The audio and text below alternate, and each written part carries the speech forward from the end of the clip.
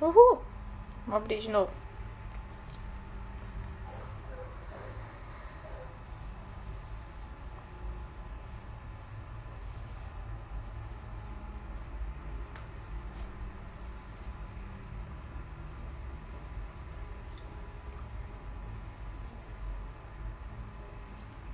Oiê!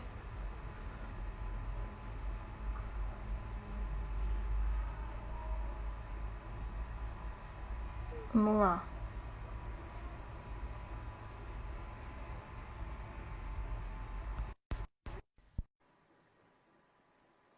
Oiê!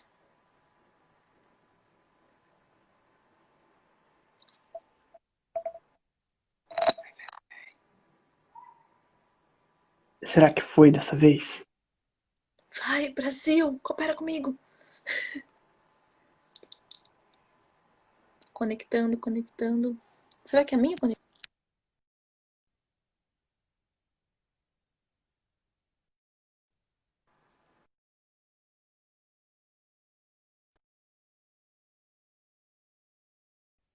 Vai dar tudo certo. De um jeito ou de outro vai dar certo. Que bizarro. Você consegue me ouvir, Monique? Eu consigo te ouvir muito bem. Não, sem problema. Então a gente pode seguir sem o vídeo mesmo, se porventura voltar ao longo da Opa, peraí. De novo. Sim, ele tá ouvindo. Culpa, galera. Falhas tecnológicas aqui. Deixa eu tentar entrar aqui pra ver o que aconteceu.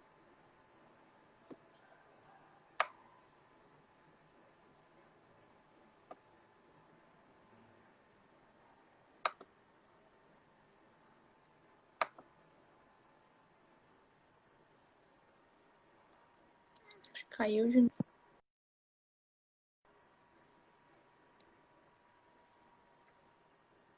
Oi, Edsel. A gente só tá testando aqui, porque não sei porque não tá funcionando, não sou mestre em tecnologia. Mas aí vai ser bem legal, gente, eu prometo. Deixa eu só ver aqui.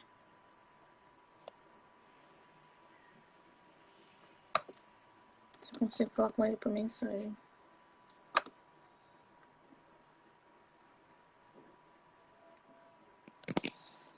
Aqui.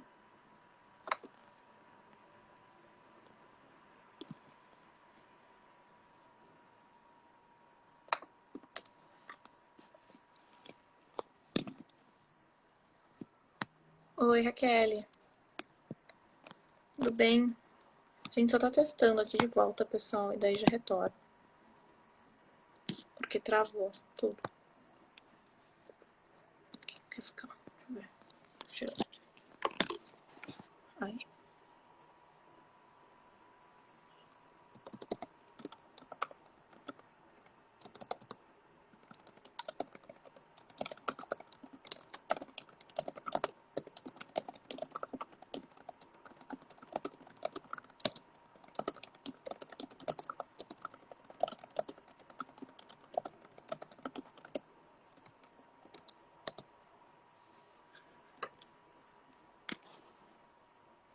Eu vou colocar uma musiquinha enquanto isso.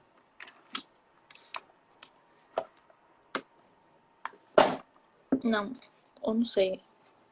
O que vocês preferem? Acho que eu vou tentar resolver isso antes e aí a gente liga quando estiver funcionando. Ah, não, peraí, veio outra solicitação. Deixa eu ver se agora vai. Aqui, conectar. Ai, agora vai! Agora Glória a foi. Deus, irmãos, aleluia! Desculpe, pessoal, me desculpem, por favor. Ai, Pessoal, imagina! Ai, tá, deu certo, ainda bem. eu tive que trocar de telefone aqui pra conseguir. Ai, arrasou, ainda bem que a gente é chique demais. Tem suporte. Graças a Deus, tudo certo.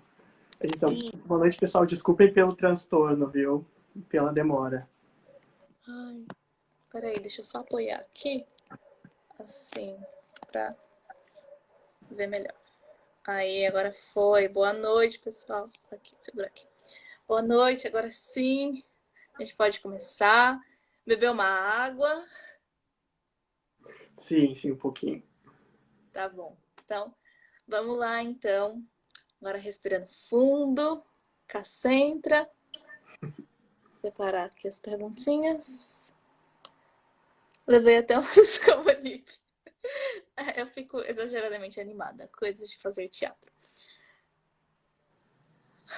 Oi, pessoal que tá entrando. Boa noite. Então, vamos lá. Ok? Tudo certo. Então, este maravilhosíssimo que temos aqui hoje é o Fabian. Fabian Rocha, conhecido também como Fabian Way, que é professor extensionista pela Universidade Federal do Rio Grande do Sul. Eu acho isso muito chique, gente. Obrigado. E então ele vai contar um pouco pra gente sobre o que é a literatura em tempos de crise. Para começar, Fabian, me conta um pouco sobre você, conta essa história. Certo, então boa noite, pessoal. Mais uma vez peço desculpa pela demora, pelos problemas técnicos, mas enfim, como a Monique mesmo falou, eu sou o Fabian, eu sou doutorando em estudos de literatura pela URGS e sou professor extensionista na mesma universidade. Hoje em dia eu trabalho com ensino de língua inglesa e nas horas vagas com ensino de literatura pelos estágios do doutorado. Eu foco nessa área desde o início da graduação, bem dizer, desde 2011, quando eu comecei a estudar letras, e me mantive na área até então. Gosto muito do tema, gosto muito de trabalhar com literatura, e hoje quero contar um pouco para vocês sobre como eu percebo a importância da literatura nesses tempos difíceis, não apenas nos tempos difíceis, mas em todos os tempos. Todos os tempos são difíceis de alguma forma. De certa forma, sim. Nossa, 9 anos já, gente. Tipo, desde que você começou, para o pessoal ver, né? Pesquisa leva um tempo. Leva Acordei. bastante Tô tempo. pesquisando. Desde os Arrasou. 20, mais ou menos. Nossa, sim. E Enfim, você sempre sonhou em trabalhar dando aulas de literatura? Ou foi uma coisa que você descobriu mais velho? Como que foi? por incrível que pareça, eu resisti muito a isso, porque sempre me falaram que eu deveria ser professor. Não me falavam no quê, mas que eu deveria ser professor. Eu não queria de início, eu estudava farmácia, eu era das exatas. Foi por volta de 2010, simplesmente, que uma amiga minha me disse: Olha, por que a gente não faz letras? A gente não faz vestibular da URGS? Tu vai gostar. Me mostrou o currículo e eu decidi fazer o vestibular. Enfim, quando veio, eu estava na letras e comecei a gostar da ideia de dar aulas. Comecei dando aulas de língua estrangeira no início, mas hoje em dia o meu foco é mesmo a literatura. Mais É, literatura estrangeira do que a brasileira, gente. Peço perdão, mas meu foco mesmo é na estrangeira. Conheço pouco da brasileira, aprecio, respeito, mas meu foco é mais na inglês, na língua inglesa mesmo. tudo isso sempre dentro da universidade ou também em escolas paralelas? Dei aula em escolas também, mas com foco mais em escrita criativa e língua estrangeira. O foco da literatura mesmo foi sempre na universidade.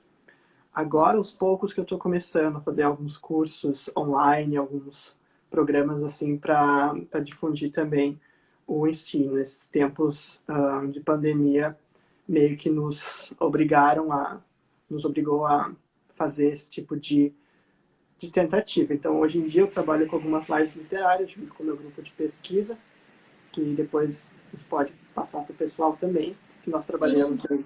com lives curtas sobre temas diferenciados da literatura no geral. Ai, que legal. Depois manda pra mim que eu coloco na descrição do vídeo para o pessoal acessar. Se Claro, tiver algum sempre site, alguma página, alguma coisa, eu coloco. do Insta mesmo. Ai, arrasou. E então foi uma.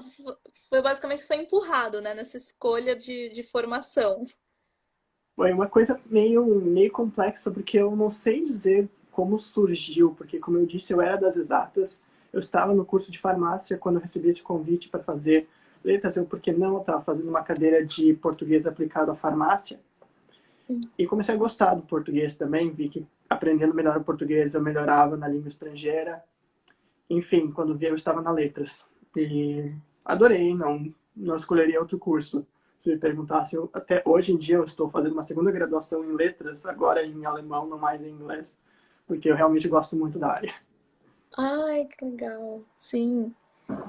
E você que teve esse contato, né? Acabou até mudando de área, não era nem a sua primeira opção, e agora trabalha diretamente com esse ensino. O que você acha que é a importância da literatura para as pessoas? Primeiramente, eu acho porque o ser humano, ele vive de ficção, né? A nossa língua, desde que nós começamos a falar, já houve a imaginação, já houve esse princípio, né? Se a gente pensar no ser humano da época das cavernas, era tudo muito... A língua humana, ela nos possibilita imaginar diversas coisas. Enquanto houver uma linguagem, vai existir imaginação. Então, as histórias estiveram ali sempre, desde o início dos primórdios, ao meu ver. Porque seja na contação de histórias em volta da fogueira, seja nas histórias em família ou em volta da mesa, na hora de um jantar, seja na hora de dormir para crianças. Então, acho que a literatura, a contação de histórias em si, ela está muito presente na nossa vida, desde sempre. Não vou generalizar, logicamente, porque estou falando a partir da cultura do meu país, né? Ou até mesmo da cultura da minha casa, da minha família. Mas eu vejo como ela é presente desde o início, assim, desde uma idade muito tenra na vida das pessoas, até mesmo do ser humano, por conta disso, porque eu não consigo pensar o ser humano vivendo sem a imaginação, né? A linguagem ela já é imaginativa, então ela está ali. Mas quanto tu perguntasse, né, qual a importância para as pessoas, eu acredito que a gente aprende muito, porque através da ficção a gente repensa o real, né? Sim, Porque toda ficção ela é baseada no real, sendo ela de fantasia, sendo ela um romance realista. Nós pegamos ali um Dom Casmurro, nós pegamos as obras do Machado de Assis, um Quincas Borba. São ficções realistas, mas elas retratam muito, não são totalmente reais, e elas nos fazem repensar o nosso viver, nosso fazer como seres humanos na vida do dia a dia. Então, acho que uma das principais funções da literatura como formação do ser humano é essa de nos fazer enxergar o mundo por outras perspectivas, repensar diversos pressupostos que temos, até mesmo preconceitos, expandir nossa visão de mundo. E, em tempo de crise, nos permitir viajar, mesmo estando dentro de casa, né? Quebrar sim, essas barreiras bem físicas que nós temos hoje em dia, né? As nossas paredes de dentro de casa, e permitir que nós demos uma passeadinha, pode ser pelo Brasil lá do século XIX, do XVIII, pode ser numa terra de fantasia como das Crônicas de Nárnia, dos Jogos da Guerra dos Tronos. Então, em tempos de crise, acho que isso é muito válido, acho muito importante. sim. Só um oi pro pessoal que tá entrando. A gente vai abrir para as perguntinhas no final da live. Calma, todo mundo vai ser respondido.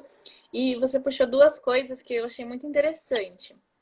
A primeira é quando você comentou sobre a literatura como tradição oral. Então, eu queria até tirar uma dúvida. Se essa tradição oral já é literatura ou literatura é só a partir da parte escrita?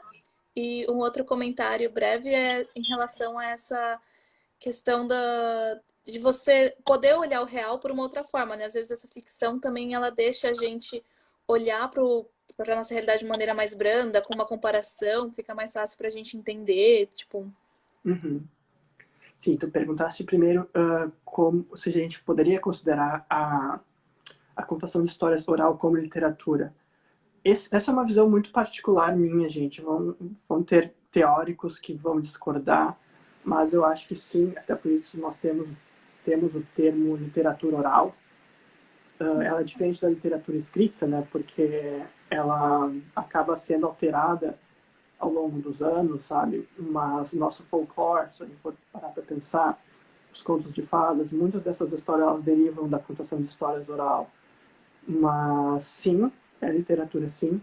Uma das diferenças principais, eu diria, é que ela acaba sendo moldada e adaptada, porque a nossa Cinderela aqui não vai ser a mesma que é contada em países da Ásia ou em países europeus. Então, a literatura oral, que muitas vezes é o conto de fada ou as lendas, elas acabam se adaptando muito mais do que a literatura escrita em si, ao meu ver, né? Vão ter teóricos que vão divergir desse ponto de vista. Sim. Ah, obrigada por esclarecer pra gente. E aqui, em relação ao isolamento, nós estamos numa pandemia e é muito comum que os escritores se isolem por vontade própria, não só em momentos de pandemia, para poder concluir seus trabalhos, para se concentrar, para poder escrever. E eu queria saber se você conhece alguma história desse tipo de algum escritor que te inspira e como que é, você Uhum. pode contar pra gente como curiosidade. Ai, claro, claro. Ai, gente, vou dizer que tem muitos, assim, é bem comum isso ocorrer. Vou falar de alguns que eu conheço. Um dos meus preferidos, o Neil Gaiman, se eu não me engano, ele tem um local, acho que é na Austrália ou na Inglaterra, onde ele tem uma cabana para onde ele vai quando ele quer escrever. Se eu não me engano, hoje em dia ele tem até como se fosse uma caverna, assim, uma casa subterrânea. Nossa, Ele vai para escrever, sabe? Isso é muito interessante, porque a escrita, ela é um tanto complexa, não vem... Às vezes ela vem do nada, tu tem esse surto criativo, mas não é sempre que isso ocorre. Às vezes, muitas vezes tu vai estar sentado na frente do computador, da máquina de escrever, e tu vai penar para escrever uma frase. Então, isso de tu estar num ambiente que te inspire ajuda muito. O Neil Gaiman faz isso, a Amanda confirmou ali que ele tem sim. essa caverna na Nova Zelândia. Um outro escritor contemporâneo que eu gosto muito, Patrick Rothfuss, ele tem uma cabaninha também onde ele precisa estar para escrever. Ele tem métodos bem peculiares, ele usa um teclado antigo desses de computadores mais antigos para escrever, porque é como as pessoas se sentem mais confortáveis e tu tem que estar num ambiente de conforto, ao meu ver, para te conseguir fluir melhor, sabe? Para tu te inspirar. Esses escritores acabam optando por locais mais parecidos com o que eles gostam de escrever. O Neil Gaiman é um escritor de fantasia, primariamente, então tu vai ver ele numa cabaninha no meio da floresta, onde ele olha e vão ter viadinhos olhando pela janela para ele, ou até mesmo numa caverna subterrânea que vai parecer uma toca de Hobbit. Então, Sim. sim, eu conheço algumas histórias, eu acho super interessante, eu acho que auxilia muito no teu humor de escritor, né? Porque tu tem que te colocar num humor um humor inspirador para te conseguir fluir, sabe? A tua ficção não vai sair do nada, ela sempre Sim. parte de alguma coisa do mundo real, né? E às vezes tu tem que forçar, tu tem que simplesmente forçar entre aspas, tu tem que preparar o ambiente para É, aquilo. preparar as condições, não é forçar, mas assim, está. Exatamente. Tem que ter um conforto, tem que ter algo do gênero para te sentir melhor ao meu ver e poder fluir. E uma coisa muito legal que você citou é que nesses ambientes eles não se isolam por, eu quero ficar sozinho de tudo, mas eles se isolam para se inspirar. Então, acho que a gente já pode tirar uma dica para as pessoas que estão em casa de que o seu momento de isolamento, que é nesse momento vai ser só a sua casa, né? Não vai ser um raio muito grande, mas tornar esse ambiente o máximo de inspirador para o que você quer criar, né? Seja uma literatura, alguma ficção, ou seja alguma dança, ou seja até seu trabalho, colocar cheiros, imagens, coisas que te inspiram.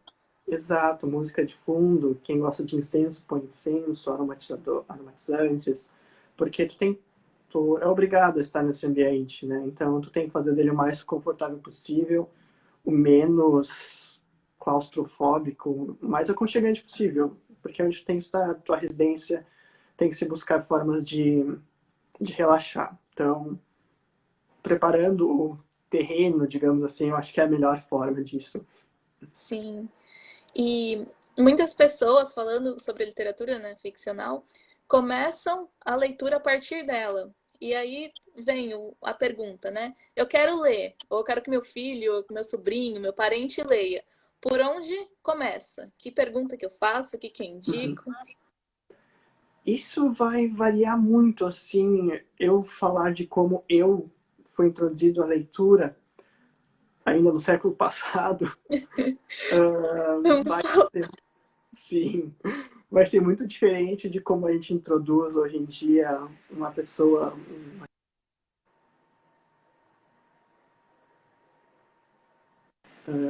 Voltou. Aí, tinha travado um pouquinho.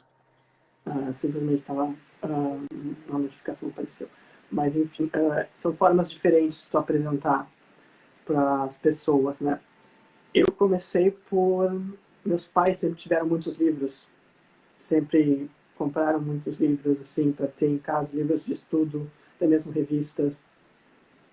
Quando eu fui morar para o interior, eu não tinha muitos amigos, então minha mãe começou a me oferecer livros com mais frequência.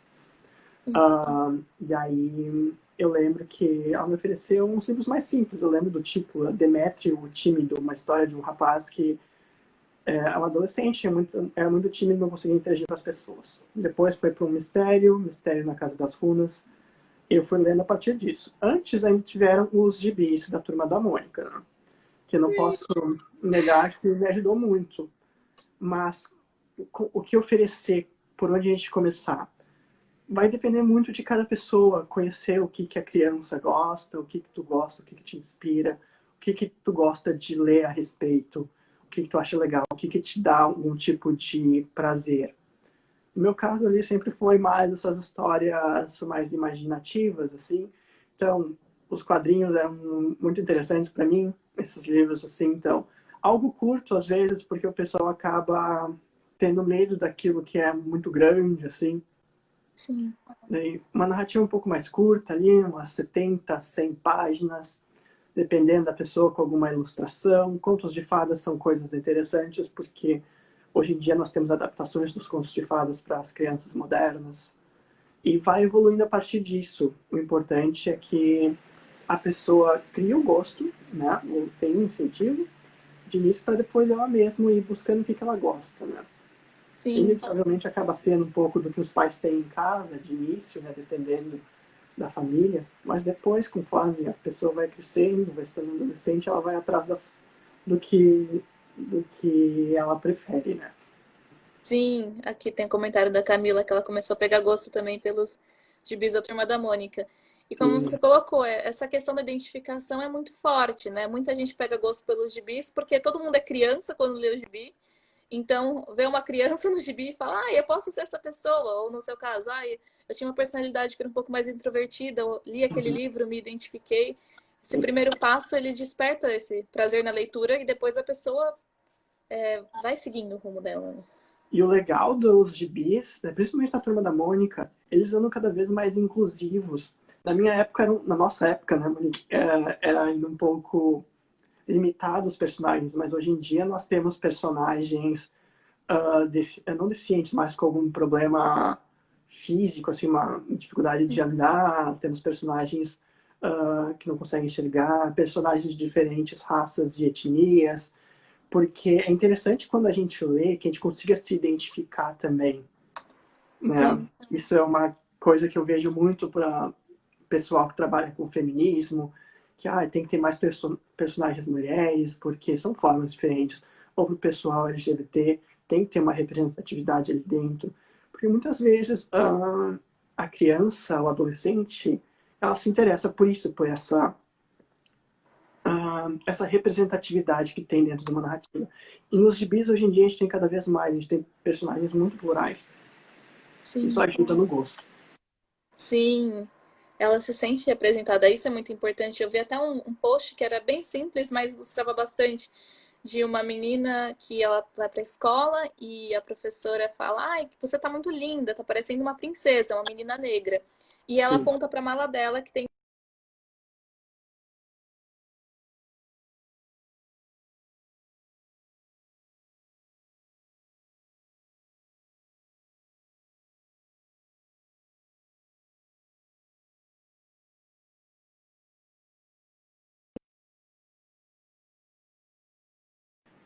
Aqui. Bom, Então, aqui. A menina, ela é negra, ela olha, eu sou uma princesa que nem essa, que é uma princesa loira de olhos azuis. uhum, E a professora pesquisa na internet uma foto da princesa Tiana, que é uma princesa negra, e sim, mostra pra menina, não, que nem essa aqui. E a menina se sente representada. Então, assim, é umas exato. coisinhas muito simples que desperta essa questão.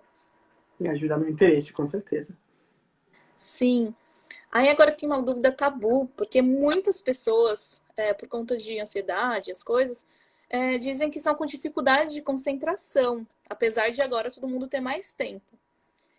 Quais dicas você daria para preparar esse ambiente que a gente comentou para ter uma boa leitura? A gente falou algumas coisas sobre incenso, sobre Sim, sim. músicas, sobre.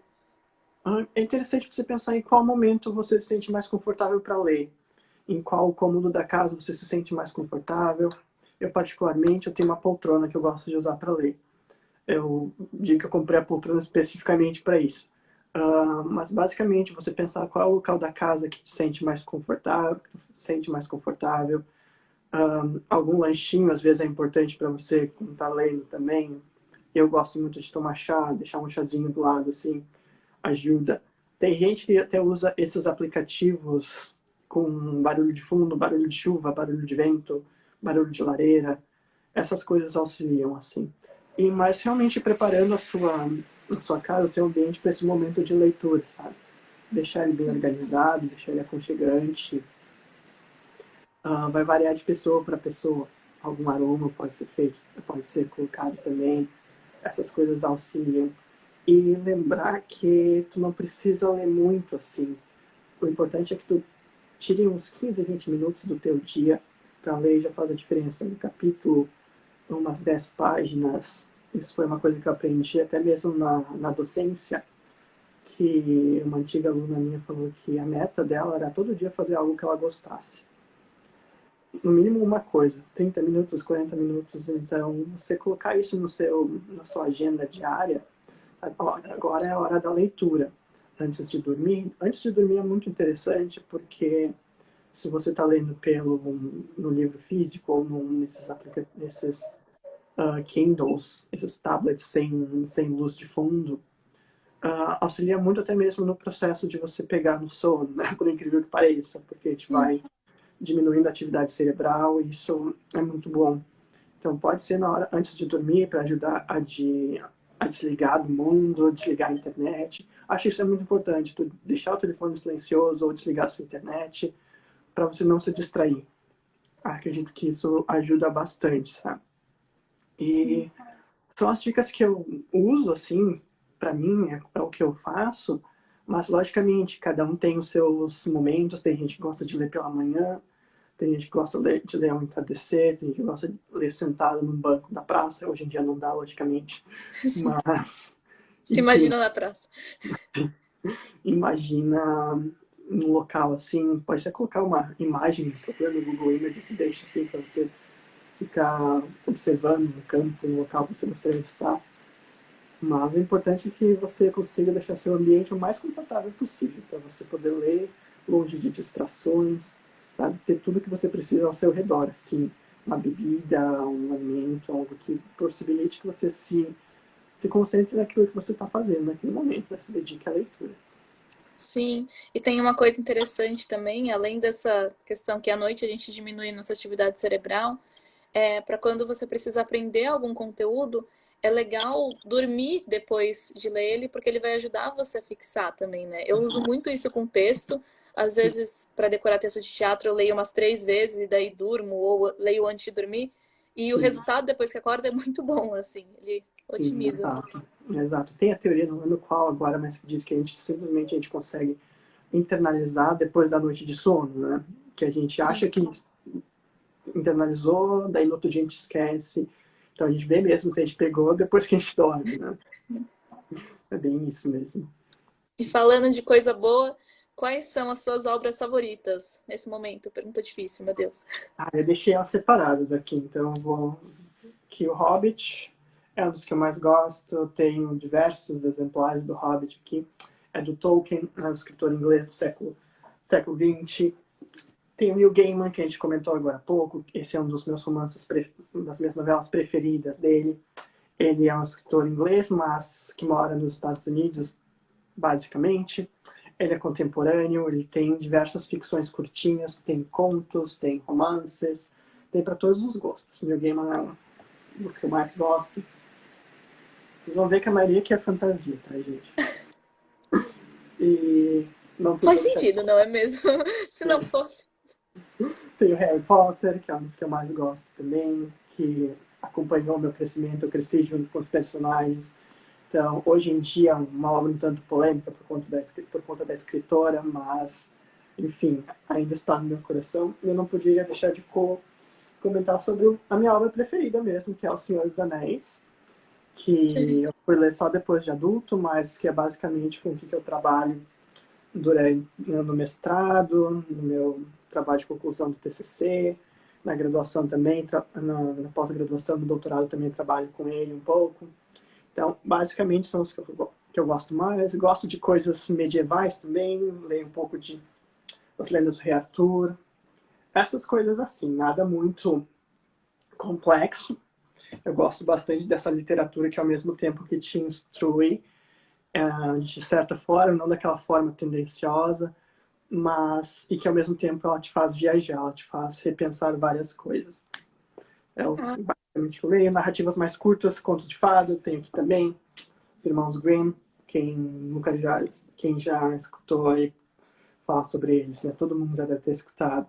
Então, são coisas que eu leio, que tem na minha estante, vocês podem ver, tem uma porção de coisas aqui atrás, que basicamente eu fui acumulando ao longo dos anos para ter leitura para todos os momentos. Mas basicamente a literatura de fantasia é o que eu acabo lendo com mais frequência. Não que eu não goste vo- do romance realista também, mas a você minha usa tanto preferência. para se basear quanto para ensinar os seus alunos, né? Exato, exato. Eu sempre parto do pressuposto que existem coisas, e isso é uma citação de um dos escritores que eu mais gosto. Por vezes, o conto de fada, a história de fantasia, ela diz melhor o que tem que ser dito. Por conta dessa questão de tu não colocar a realidade na tua frente, porque muitas vezes a gente não quer aceitar a realidade, ou mesmo enxergar. Então, através de um conto de fada, de uma história de fantasia, a gente consegue internalizar as coisas melhor, enxergar de forma diferente. Então, eu uso muito disso, sabe? Se eu quero trabalhar com algum aspecto, muitas vezes quando eu estou dando aula sobre a literatura do século XX, para falar das guerras, daquele período conturbado que nós tivemos, Primeira Guerra, Segunda Guerra, Guerra Fria, conflitos muito grandes e violentos. Eu trabalho muito com a fantasia daquela época porque ela retrata de certas formas e mostra de uma forma ainda mais interessante, se é que eu posso falar isso, o problema desse tipo de conflito, né? O que poderia ter causado e como a gente poderia evitar esse tipo de coisa. Então a fantasia está sempre discutindo temas de grande relevância da época em que ela se insere. Então nós temos a literatura do século XX que fala muito da questão das guerras, desses problemas. No século XIX nós temos, eu estou dando perdão aqui meu telefone tá Voltou. Ai. tocando. Exemplo da Inglaterra, né? No século XIX nós tivemos muitas questões da questão da Revolução Industrial, como o mundo estava mudando, o pessoal estava saindo de uma religiosidade muito grande para uma vibe mais cientificista, então a literatura acaba exprimindo isso. Hoje em dia nós temos muita questão de como o ser humano se sente sozinho no mundo, então a literatura de fantasia acaba abordando esses temas que são muito presentes no contexto que essa literatura está inserida, sabe? Então por isso que eu gosto de trabalhar com fantasia, porque ela aborda de uma forma mais didática problemas sérios que às vezes nós temos dificuldade de encarar. Sim. Ai, que bom. Ai, eu tô... Ai, muito incrível, sim. Obrigado. E isso é necessário, né? Deixa de uma maneira mais leve para as pessoas. Deixa eu Exato. buscar aqui. Que tem duas perguntinhas que estavam lá em cima. Peraí, deixa eu ver. Aqui. Ai, ai, gente, eu tô até aqui, batendo o coração, tipo, sim, vamos ensinar a vida por meio de fantasia. Aqui. É bem interessante, é possível, gente. Sim, é possível, ele tá aqui para comprovar. É, qual livro que te ajudou a melhorar na sua vida pessoal e profissional? Essa é uma pergunta da Lu. Bom, boa noite, Lu. De novo, vou citar aqui alguns livros que eu li só depois de adulto, que O Senhor dos Anéis foi um deles, que me fez repensar a importância de várias coisas na vida, sabe? A questão da importância da amizade, a importância da persistência, a importância, se você acredita em algo, seja religioso ou não, mas a importância da fé e de manter a esperança. Me ensinou que não importa quanto um momento que você esteja, seja sombrio ou difícil, amanhã sempre é um novo dia e o sol vai voltar a brilhar, e quando ele voltar a brilhar, ele vai brilhar mais forte. Então, isso me ajudou muito a repensar como eu encaro os meus momentos difíceis de crise. É uma das obras que me auxiliou muito. As obras do Neil Gaiman, O Oceano no Fim do Caminho, é uma das que eu acredito que me auxiliaram bastante para repensar como que se trabalha o trauma, porque o Neil Gaiman trabalha muito com personagens crianças, e crianças que passaram por algum tipo de trauma, e como elas lidam com esse trauma. E até mesmo para pensar como as coisas nos afetam e como a gente carrega esse tipo de trauma para a vida, às vezes sem nem perceber. Então, esses são dois escritores que me ajudaram muito. O Harry Potter também, mas mais no sentido de porque eu cresci com os personagens, como eu já disse. Mas basicamente esses três são escritores que me auxiliaram muito ao longo da minha, não simplesmente a minha carreira acadêmica, mas na minha carreira como ser humano. Sim. Não sei se existe uma linha muito diferente, né? A gente é uma coisa só, assim. Exato, Eu exato, mas profissional, eu pessoal, o meio que você acredita, ele vai transbordar. E exato. a outra pergunta da Lu também é: você tem vontade de escrever um livro? Você já escreveu? Está participando de algum projeto? Tem algo em mente? Sim, sempre tive vontade de escrever narrativas mais longas. Ainda não publiquei nada mais longo. O que eu já publiquei foram pequenos contos, por editoras, até mesmo é uma editora paulista, a Andros, pela qual eu publiquei uma série de Sim, eu contos. lembro disso. Tá por aqui, em algum lugar. Sim, sim, Tá sim. aqui. E você lembra, acho que a gente se viu na ocasião.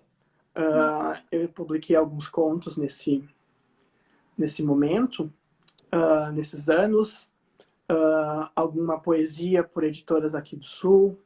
Depois eu posso até passar para o pessoal, quem tiver interesse, eu posso passar, mas coisa curta, coisa simples, assim, bem imatura, digamos assim, né? Ainda não nada exatamente como eu gostaria que fosse, mas estou considerando escrever uma narrativa um pouco mais longa. Quem sabe agora, terminando o doutorado, eu consiga sentar e escrever algo que Sim, faça sentido para mim e talvez para o mundo. sim. Eu vou deixar quando eu salvar o live, eu vou deixar o perfil do Fabian, e daí o pessoal que tiver interesse pode entrar em contato com ele, e aí ele passa todos esses livros que ele tiver publicado, as dicas. A gente deixa aqui a página que ele comentou, e aí depois, quem tiver mais dúvidas, pode falar com ele. Tem mais perguntinhas aqui. Vamos ver. Qual a melhor leitura para trabalhar com crianças de 8 a 9 anos? 8, 9 anos. Deixa eu só colocar o telefone aqui no carregador antes que. Ai, gente, eu tive que colocar um iPhone aqui para eu fazer a live, porque o meu não estava funcionando. Então, você sabe, meu iPhone, a bateria não dura nada. Não, não dura. Estou só ajeitando ele aqui. Minha fiel assistente está me ajudando, talvez. Perdão, pela. Oi, assistente! Parece que eu não tenho problema, ela tá com vergonha. Mas enfim, Depois dá um oi agora pra foi. gente. Depois eu. Bom, o pessoal que está no meu perfil sabe basicamente quem é. Mas enfim, qual a melhor leitura para trabalhar com crianças de 8 a 9 anos? Depende muito do que você quer trabalhar. Já entrando um pouco na pergunta que o Estevam colocou ali, o que eu acho das Crônicas de Narnia, eu recomendaria esse. São histórias curtas, as personagens são crianças, então é interessante que esse esse público específico, nós busquemos livros em que a criança se sinta representada. Então, as Crônicas de Nárnia são narrativas com crianças, que as crianças são os personagens centrais, que elas fazem as coisas, que elas resolvem os problemas. Isso incentiva a criança, olha, eu também posso resolver problemas, eu também posso agir. Então, isso é interessante pensar, a criança no centro. O próprio Harry Potter, porque o personagem vai crescendo, ele começa lá com seus 10, 11 anos, ele vai passar por toda aquela fase, infância, a ansiedade de estar numa escola nova, não ter amigos e como lidar com isso, com o próprio bullying que nós temos. Então, histórias com protagonistas criança, ao meu ver, são boas opções, que normalmente vão ser histórias simples no sentido que não vai ser uma linguagem tão complexa ao ponto da criança não entender, mas também vai ser uma linguagem que permita que a criança aprenda um pouco também. Porque a gente não pode facilitar demais nem dificultar demais. Se a gente facilita, a criança se entendia e larga. Se está muito difícil, a criança cria algum tipo de trauma, assim, não vou ler porque é difícil, cria frustração. Então, diria que essas narrativas, tipo as Crônicas de Nárnia, o Harry Potter, alguma narrativa um pouco mais curta em que a criança seja o protagonista, ajuda bastante para a criança conseguir se enxergar de alguma forma ali. Eu recomendaria esse tipo de narrativa para quem quer instruir os filhos a ler, assim, de início, ou para os próprios professores, né? Aproveitando isso que você falou sobre ficar fácil demais ou difícil demais, o que você acha sobre aquelas adaptações para crianças? Você acha que elas estão subestimando a criança de alguma forma ou deveria ser encontrado um livro que já é escrito para a criança, não pegar uma adaptação e ficar simplificando, sabe, assim? Depende muito da obra, sabe? Vai depender muito, porque a adaptação literária ela tem há tanto tempo. Vou dar o exemplo dos contos de fada. O conto de fada que as crianças leem hoje é uma coisa muito mais diluída e que é muito diferente do original, digamos assim. Não creio que seja um problema, mas pode vir a ser, dependendo do quão diluído pode perder o propósito da história, né? Quando a história tinha um propósito X, não que eu realmente acredite que a mesma história significa as mesmas coisas para todas as pessoas, mas, enfim, existem técnicas narrativas ali, coisas importantes que inconscientemente nos instigam, nos inspiram algum tipo de sentimento, que isso pode ser um problema na adaptação. Mas, por outro lado, se você quer que a criança leia uma coisa... Vou pegar um exemplo bem sem noção, assim, um Machado de Assis. Você não espera que a criança vá ler um Machado de Assis com 9, 10 anos de idade. Porque é uma linguagem, além de ser complexa no sentido que tu não espera que uma criança de 9, 10 anos compreenda, e também é uma linguagem muito distante da gente. É um romance lá do século XVIII ou XIX. Então, é um tanto complicado tu querer que a criança já assimile isso. Como a Carol comentou ali, né, essas adaptações devem ser bem trabalhadas. Elas servem muito bem como introdução a novos tipos de literatura. Exatamente. Serve para te fazer a criança pegar gosto por aquilo, né? Porque é aquilo, se você começar dando aquele romance enorme, complicado para a criança, não vai pedir para a criança ler Shakespeare logo de cara. Né? Para ela ler uma peça de teatro. A Monique trabalha com dança e com teatro sabe que são tipos de textos diferentes, que exigem leituras diferentes, então não dá. A gente tem que, de certa forma, introduzir de uma forma que não acomode nem desacomode a criança, sabe? Que ela não pode nem relaxar demais, nem ficar desconfortável demais. Tem que ser o suficiente para que ela busque mais por conta própria. Ela sente, olha, eu gostei disso, vou atrás de mais.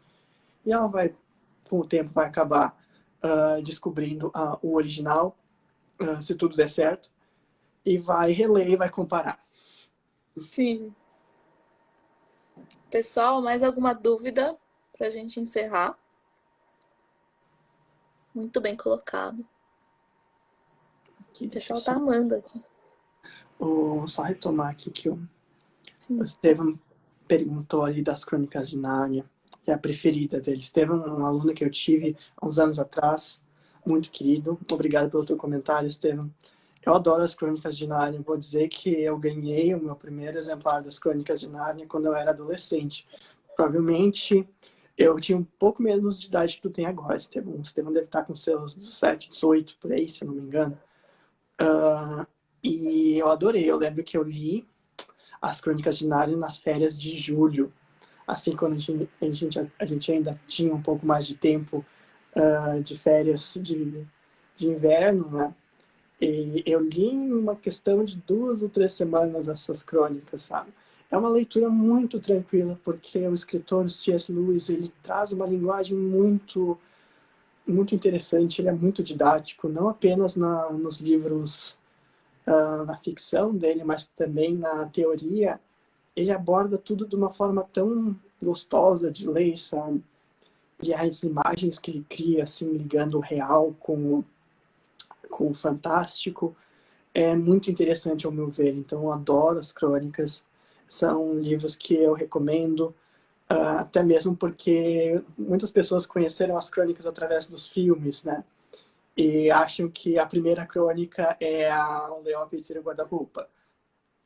Foi uma das primeiras que ele escreveu, não vou dizer que não foi, mas existe antes duas, não, um conto ainda de Nárnia que conta como surgiu Nárnia. Conta toda a história do guarda-roupa, então são histórias muito interessantes, elas são curtinhas, você pode ler uma por semana, são 7 ao total, cada uma tem 100 e poucas páginas, dependendo do seu ritmo de leitura.